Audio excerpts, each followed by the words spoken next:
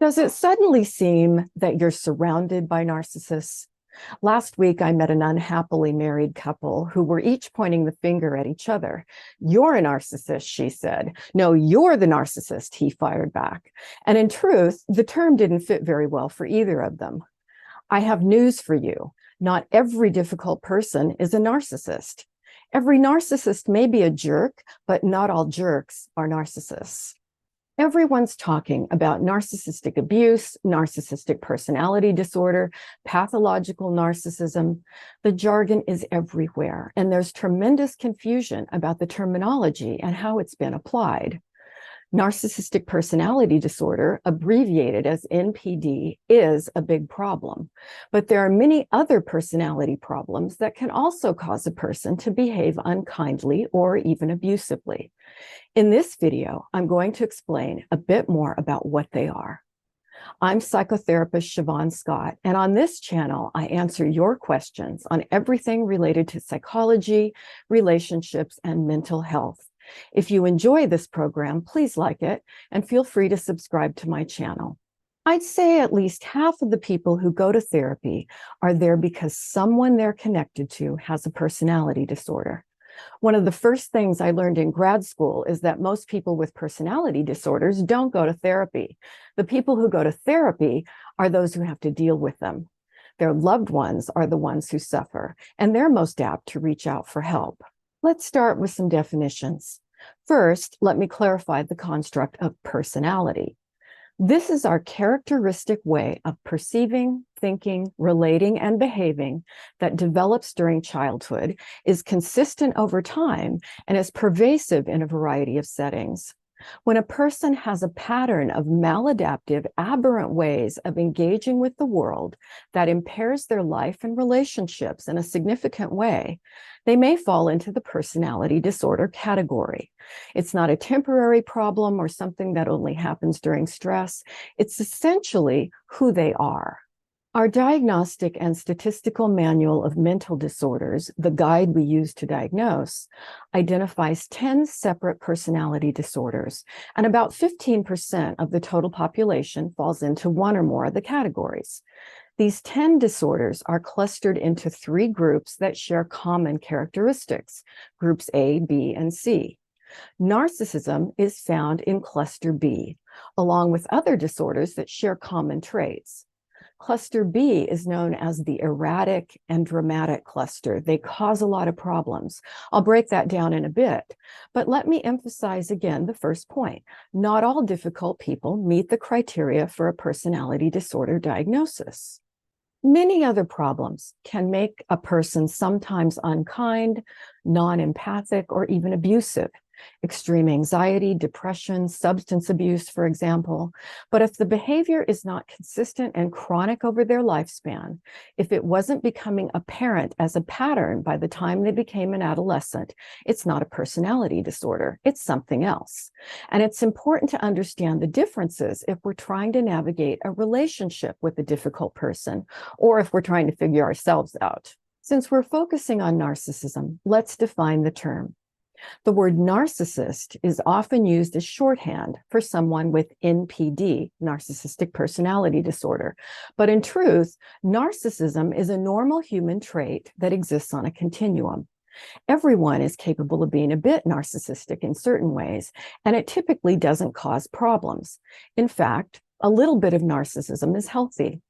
On the normal end of the spectrum, you see healthy self-involvement, someone who sets personal goals, takes good care of themselves, has a high level of confidence, and a realistic appraisal of their strengths. They're good at things. They help a person do well in life. The person in the healthy range on the spectrum still has empathy and can make loving connections with others. They aren't cruel or manipulative. It's when we move higher up on the spectrum that we see what's termed pathological narcissism, or NPD.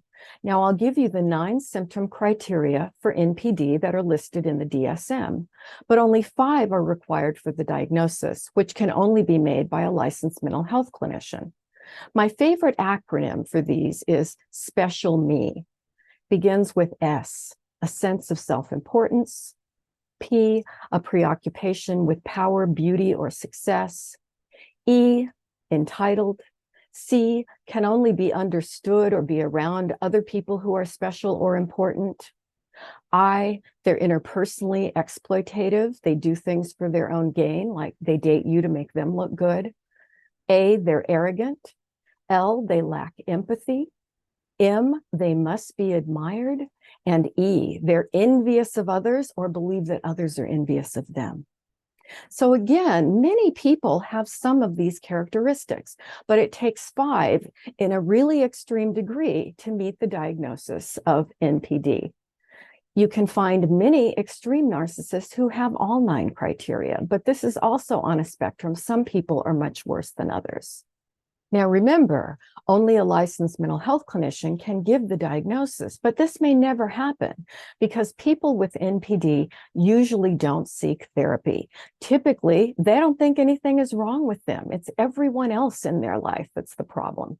They don't want to work on change or personal growth in treatment. They like themselves exactly as they are. Even if you do get them in the door to a therapist, working with them is extremely difficult. Often I hear clients and friends describe their awful relationship partner, parent, or an ex as a narcissist. What they're usually saying is that the person is non-empathic, unkind, often emotionally or physically abusive, and sometimes unfaithful. While these qualities could be describing a person with NPD, they could also be describing another of other problems or personality disorders, because remember, symptoms overlap.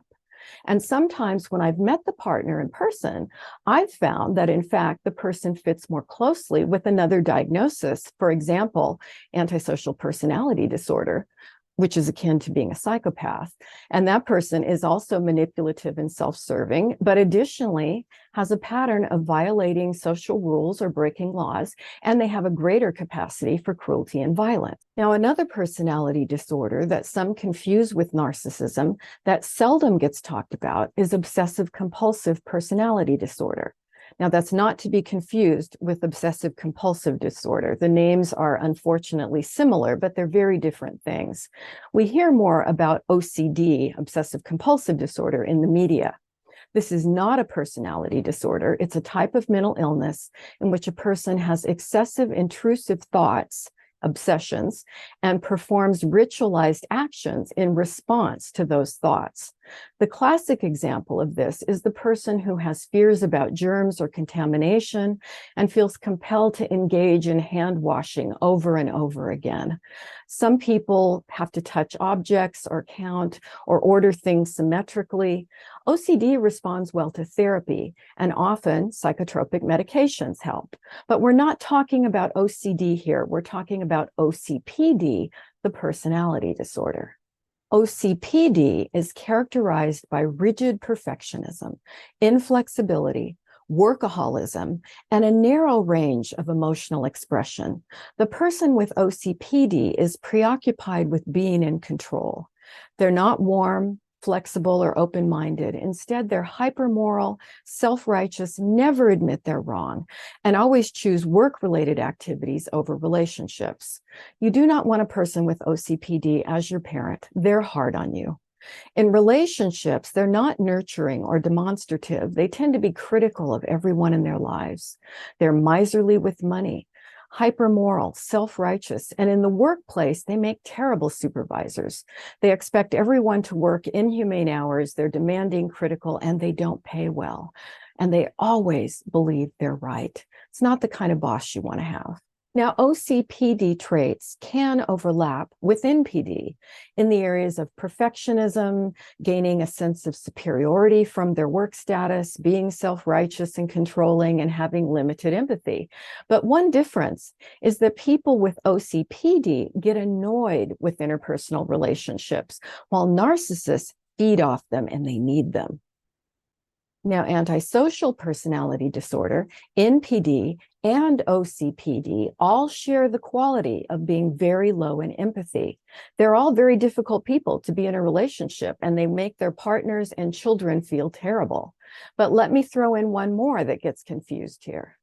Sometimes the difficult partner aligns more closely with borderline personality disorder, or BPD, which is a complicated condition related to having a history of trauma, and it's characterized by instability in identity and mood, anger outbursts, and dramatic changes in perception. They have a lot of crises.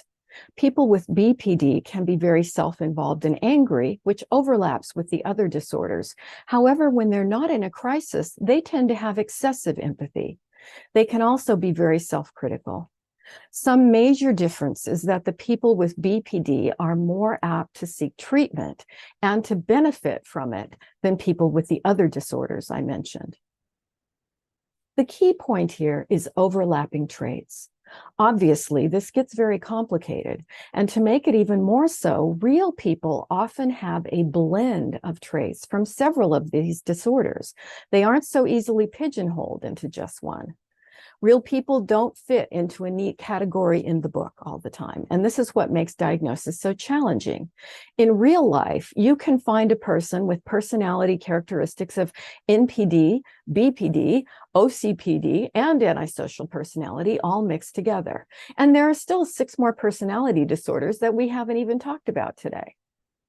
So about that couple that came in for therapy, and they're each pointing at the other saying, you're the narcissist, no, you're the narcissist. And in truth, neither meets the diagnostic criteria for NPD. There may be other things going on. Theoretically, one could actually be more psychopathic and the other more borderline. There are reasons we say, let the therapist diagnose. So what's the point here? Not all jerks are narcissists, and we need to understand that there are many different personality characteristics and mental health conditions that make people difficult at times. Therapists are the only ones who can diagnose and develop a treatment plan. But if a person has NPD or OCPD or antisocial personality disorder, they're not likely to be open to treatment. People with these personality types are very resistant to change, so don't hold your breath.